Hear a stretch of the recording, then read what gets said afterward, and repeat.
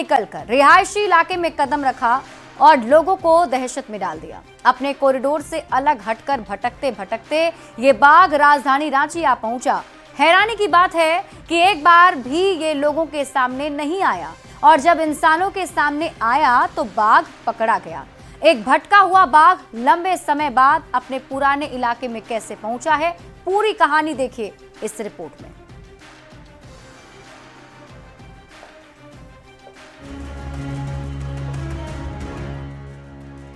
तेज दहाड़ के साथ पलामू टाइगर रिजर्व की ओर दौड़ लगा रहा ये वही बाघ है जिसे बीते दिन रांची के सिल्ली इलाके से रेस्क्यू कर बाहर निकाला गया था। माना जा रहा है कि जंगल से भटका ये वही बाघ है जो लंबे वक्त से सिंहभूम के दलमा, नामकुम और रांची के ग्रामीण इलाकों में घूम रहा था। बुधवार की सुबह मारतू गांव में पुरंदर महतो के घर में ये जा घुसा, जिसे लगभग 13 घंटे के रेस्क्यू ऑपरेशन के बाद सही सलामत बाहर निकाला गया। बाघ है बड़ा मेजेस्टिक एनिमल बोलते हैं हम लोग। It's very highly well behaved animal. ठीक है, उसको जब तक आदमी से खतरा नहीं लगे और आदमी पर खतरा नहीं होता है।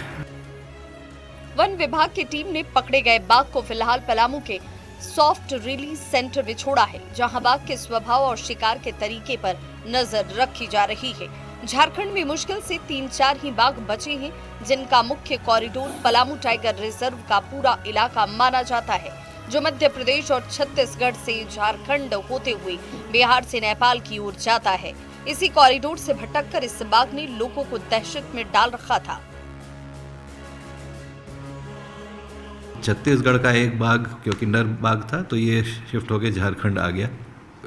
एविडेंस मिलते हैं वो 2 तरह के होते हैं। एक तो उसका जो स्कैट वाला सैंपल होता है, जिससे कि उसका अगर डीएनए एनालिसिस कराते हैं तो एकदम डेफिनेट तौर पे पता चलता है कि ये बाघ का ही है। एक्सपर्ट्स की मानी तो रांची में पकड़े गए बाघ का अपने इस सफर के दौरान कभी इंसानों से आमना सामना नहीं हुआ और शायद यही वजह है कि सिल्ली के मर्दू गांव में जब इस बाघ को पकड़ा गया तो इसने गांव वालों के शोर को सुनकर भी ज्यादा उग्रता नहीं दिखाई। बाघ का व्यवहार उतना नहीं बदला और ये पिंजरे में शांत बैठ गया। प्रे हंटिंग कैपेसिटी और ये आपका उसको खाने का सारी चीज़ ऑब्जर्व किया जाएगा, सब ठीक है तो उसको फिर हम लोगों ने डिसीजन ले करके उसको वाइल्ड में छोड़ने का निर्णय लेंगे। वन विभाग के अधिकारी पलामू टाइगर रिजर्व को बाघ के लिए सबसे सुरक्षित इलाका मानते हैं। पिछले साल छत्तीसगढ़ से पलामू पहुंचा ये बाघ एक बार फिर से अपने पुराने इलाके में लौट चुका है, जहां ये अपना साम्राज्य स्थापित करने की कोशिश करेगा। रांची संवाददाता संजय सिन्हा के साथ ब्यूरो रिपोर्ट न्यूज़ 18। धनबाद के झरिया में अग्नि प्रभावित इलाकों में रह रहे लोगों के पुनर्वास के लिए केंद्र सरकार ने 5,940 करोड़ के नए मास्टर प्लान को मंजूरी दे दी है और इसके जरिए लोगों के पुनर्वास और रोजगार पर जोर दिया गया है। नए मास्टर प्लान से लोगों में खुशी है तो राजनीतिक दलों ने ईमानदार प्रयास पर जोर दिया है। पूरी खबर जानिए इस रिपोर्ट में। भूमिगत आग से जूझ रहा झरिया। केंद्र सरकार ने बनाया मास्टर प्लान। 5,940 करोड़ के मास्टर प्लान को मंजूरी। पुनर्वास और रोजगार पर खर्च होगी राशि।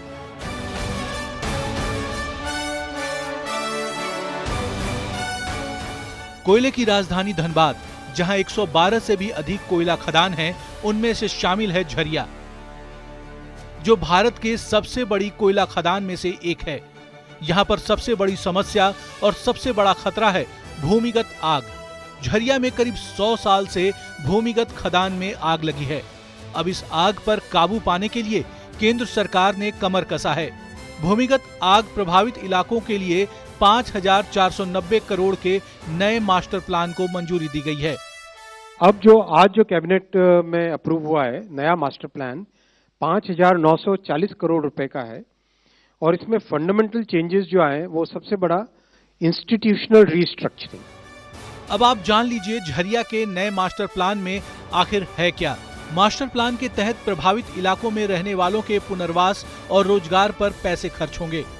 केंद्र सरकार की कोशिश है कि अग्नि प्रभावित इलाकों में रहने वालों को आत्मनिर्भर बनाया जाए। इसके लिए कौशल विकास पर भी जोर दिया गया है, यानी सरकार प्रभावित लोगों को खतरनाक जगह से न सिर्फ सुरक्षित जगह पर बसाएगी बल्कि उनकी आजीविका की भी व्यवस्था करेगी।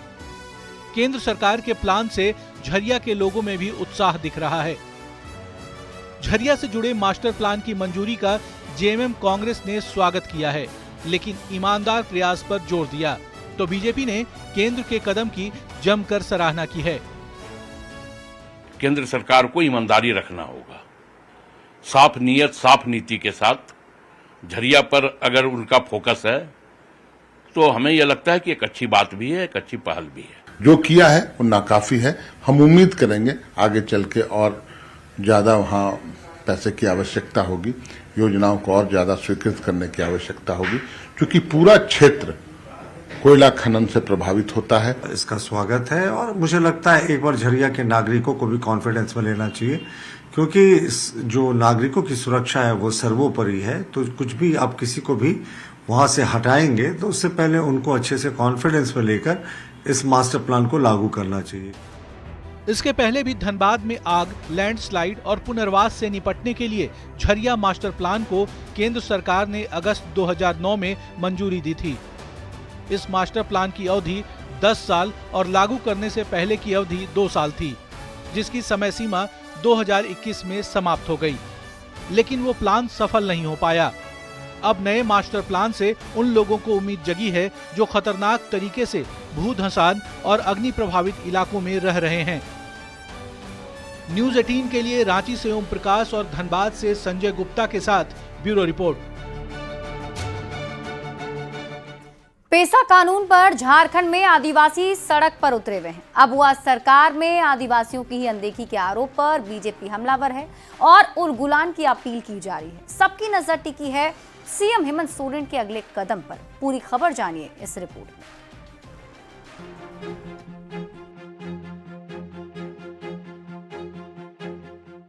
पेसा यानी पंचायत के अनुसूचित क्षेत्रों का विस्तार अधिनियम पर झारखंड में दंगल बढ़ता जा रहा है। आदिवासी संगठनों की मांग है कि झारखंड में पेसा कानून लागू किया जाए। इस मांग को लेकर रांची में आदिवासी रूढ़ी सुरक्षा मंच ने राजभवन मार्च किया और सरकार पर आदिवासी हितों की अनदेखी का आरोप लगाया।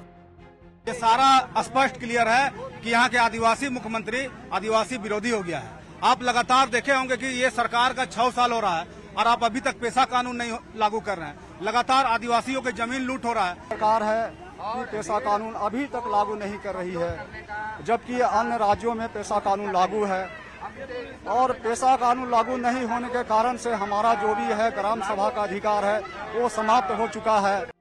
पेसा कानून को लेकर बीजेपी झारखंड सरकार पर दबाव बढ़ा रही है। जमशेदपुर में बीजेपी नेता और पूर्व मुख्यमंत्री रघुवर दास ने सीएम से पूछा कि आखिर किस दबाव की वजह से पेसा कानून लागू नहीं कर पा रहे हैं। उन्होंने पेसा कानून को लेकर उलगुलान की अपील करते हुए बारिश के बाद जन चौपाल लगाकर आदिवासियों को जगाने की बात कही। कमजोर मुख्यमंत्री तो हम लोग झारखंड में अभी तक देखे नहीं है। क्या है कमजोरी, मुख्यमंत्री जी बताए, क्यों चुप है आप? इस पेसा कानून में जहाँ हमारा आदिवासी रीति रिवाज परंपरा को मजबूती मिलेगी तो आप उसको टाल मटाल लटकाना और भटकाना चाह रहे हैं।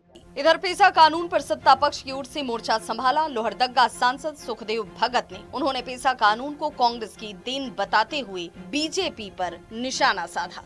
तो ये तो कांग्रेस की ही उपज है। कांग्रेस ने, मैं समझता हूँ कि किसी को आरोप लगाने की आवश्यकता नहीं है। जो प्रावधान दिए गए हैं उसके तहत ही सारी चीजें हमारे पेसा कानून में उन चीजों को सशक्त बनाया जाए और उसे सशक्त के साथ साथ उन्हें पूरे अधिकार दिए जाए, ये वह हम चाहते हैं।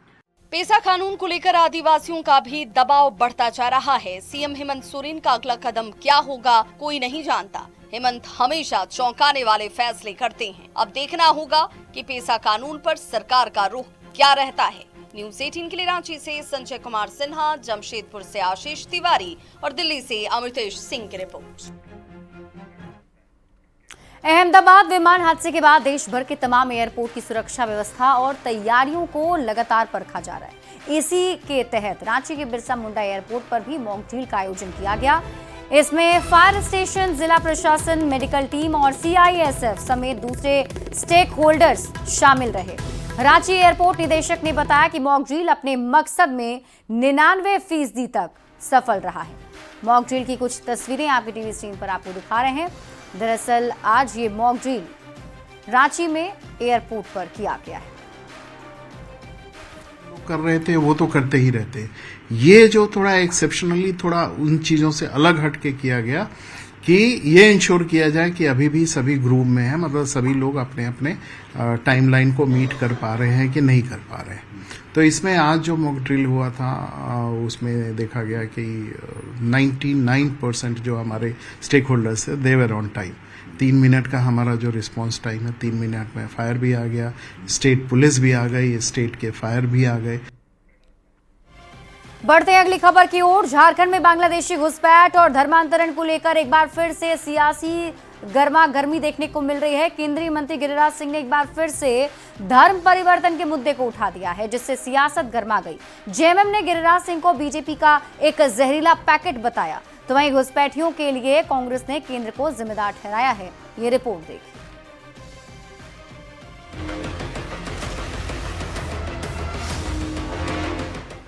झारखंड में बांग्लादेशी घुसपैठ और धर्म परिवर्तन को लेकर राज्य की सियासत एक बार फिर से गर्मा गई। गुरुवार को बीजेपी युवा मोर्चा के कार्यक्रम में केंद्रीय कपड़ा मंत्री गिरिराज सिंह एक बार फिर से हेमंत सरकार पर गरजे। गिरिराज सिंह ने कहते हुए तीखा हमला करते रहे कि धर्मांतरण और घुसपैठ के कारण झारखंड आज बारूद के ढेर पर बैठा है। झारखंड में अभी युवा, मैं तो कहूंगा झारखंड आज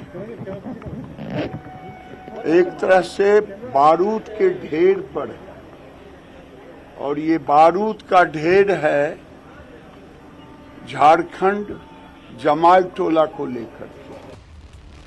आपातकाल के 50 साल पूरे होने पर संविधान हत्या दिवस मना रही बीजेपी के कार्यक्रम में गिरिराज सिंह यही नहीं रुके। बांग्लादेशी घुसपैठ और धर्मांतरण को इमरजेंसी से भी खराब दौर